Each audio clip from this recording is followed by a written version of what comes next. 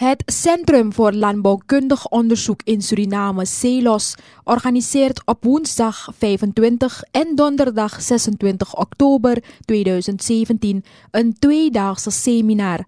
Dit in verband met de afsluiting van haar 50-jarig bestaan op 21 maart 2017. De verschillende presentaties en workshops zullen gehouden worden in het Lalaroek-gebouw aan de Lalaroekweg. Het doel van dit experiment is om na te gaan welke combinatie van houtteelkundige behandelingen en een oogstniveau het beste productie oplevert.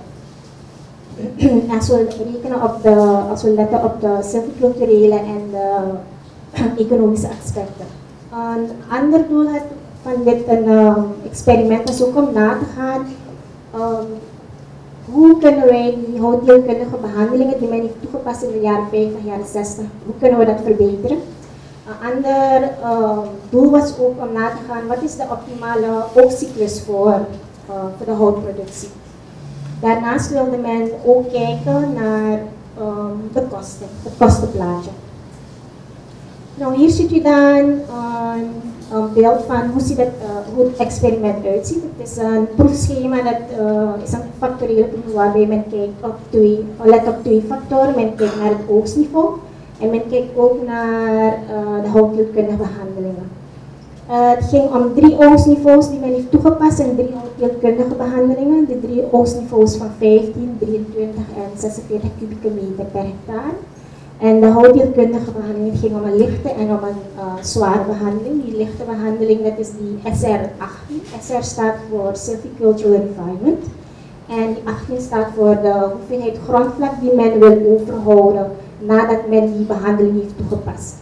En het ging hierbij om het verwijderen van bomen, niet-commerciële soorten, met een DWH groter gelijk aan 20 centimeter. Als het gaat om die zware behandeling, dat is die SR14, dan ging het om het verwijderen van niet-commerciële soorten met een DWH groter gelijk aan 20.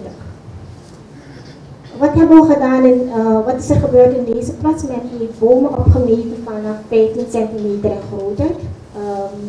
De eerste oogst van plaats in 1979, 1980. En voor de oogstplaats heeft men een eerste meting gedaan, maar men heeft alleen de commerciële soorten gemeten. Na de oogst heeft men toen ingezien dat men niet alleen kan letten op commerciële soorten, maar men moet ook kijken naar de andere soorten, want wie weet dat er een verschuiving van commerciële soorten kan plaatsvinden door de jaren heen. En ook om de effecten van de oogst op het totaalbos te zien. Ja, en wat men daarnaast ook heeft gedaan is in 1983 het opzetten van 3 extra plots, de zogenaamde Virgin Forest plots, waarin nog een houtkap, nog een houtteelkundige behandeling heeft plaatsgevonden. Ja, nou, dit experiment is wel vroegtijdig 1983 stopgezet vanwege de toenmalige politieke spanningen tussen Suriname en Nederland. Maar dan nog heeft het toch enige resultaten geboekt. Het is zo dus dat men hermetingen heeft gedaan in 1980, 81, 82 tot en met 83. En die resultaten heeft men kunnen samenbundelen samen met de resultaten die men heeft gevonden uit de kleine experimenten in een ander proefareaal van CELOS in het Mapana-gebied.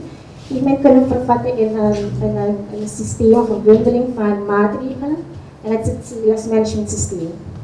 Het CELOS management systeem bestaat uit het CELOS Silvicultural System en het CELOS Harvesting System.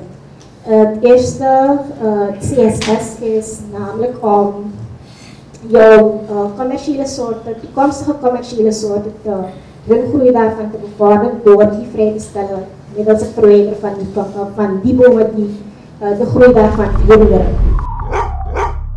Het kostprijzensysteem houdt in dus dat er elk jaar een stuk land wordt opengekapt.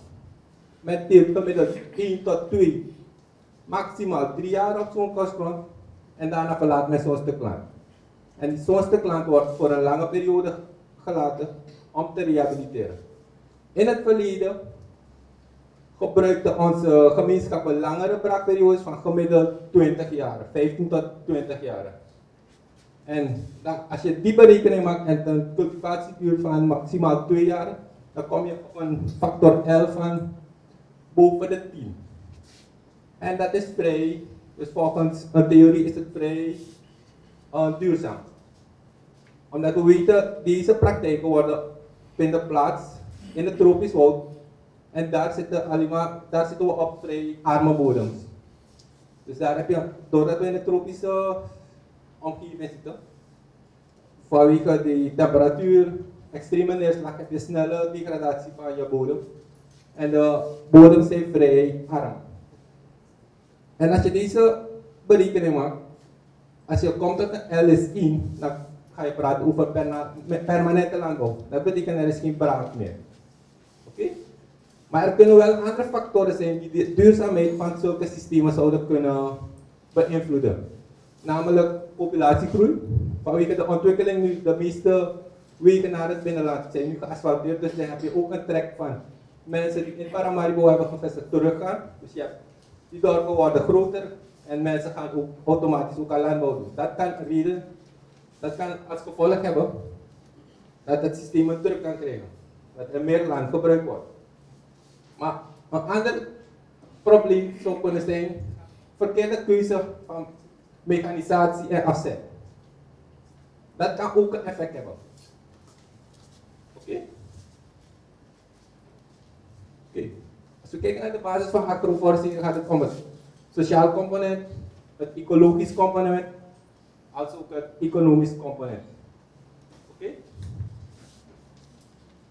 Nu zal ik wat resultaten presenteren. Ik zal het op basis van deze 3 componenten presenteren. Ik zal eerst kijken naar het economisch component van agroforestry. Dus als ik zeg agroforestry, voor deze situatie is het de shifting cultivation, het zwerflandbouwsysteem. Oké, uit het agrobiodiversiteitsproject hebben we recentelijk data ontvangen waarbij er velddagen worden georganiseerd tussen 3 gemeenschappen waar we nu werken. Mata, Asigrom en Rikanomo. En ik zie een paar vertegenwoordigers hier. En uit die sessies is naar voren gekomen dat in feite het economic part heel erg belangrijk is. Die mannen hebben geleerd van elkaar en gezien dat in feite te gaan naar een coöperatief systeem van prijsbepaling heel erg belangrijk is. Dat ze niet meer wanneer ze naar Paramaribo komen voor de gek worden gehouden. Dus zij zeggen, er moet meer onderzoek gedaan van hoe zo'n coöperatief systeem opgezet kan worden, waarbij zij door middel van bijvoorbeeld ICT, telefoon, kunnen gebruik maken wanneer bijvoorbeeld dorp aan naar Paramaribo komt en voor bijvoorbeeld een kilo gember een x bedrag krijgt en community X komt de volgende dag, dan moet die weten wat de prijs gisteren is, zodat er een stabilisatie is. Zodat de economie naar de gemeenschap terug gaat groeien. Oké? Verder is het belangrijk dat ze zeggen, oké, het is belangrijk dat ze hun eigen groothandel. Dus geen markt, een groothandel waarbij ze komen om massaproductie die ze produceren naar Paramaribo brengen, of een centraal trek, speciaal voor deze doelgroep, namelijk de inheemse en de Marons. Dat is heel erg belangrijk. En de bewustzijn van te kunnen produceren om te verkopen, daarin zijn deze doelgroepen vrij goed bewust van.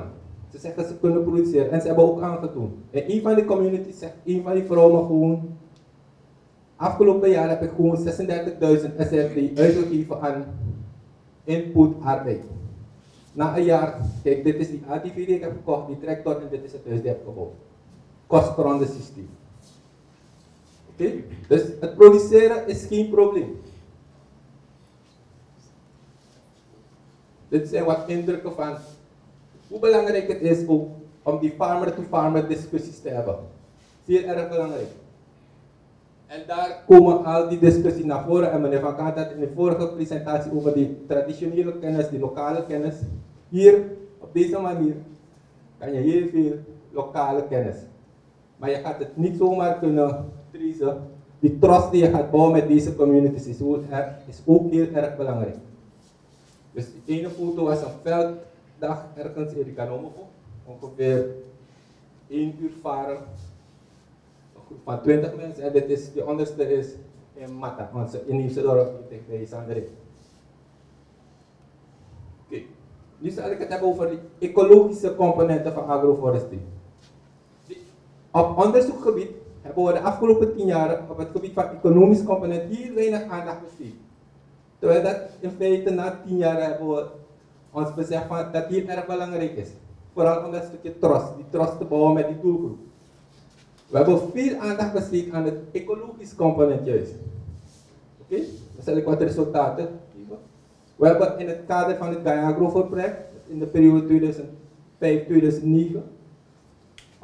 on-farm, dus proeven opgezet op de kostgronden van die boeren in Mata en in Nieuw-Lombe. Er zijn 2 gemeenschappen, één in het district Spara en die andere in het district Brokopondo.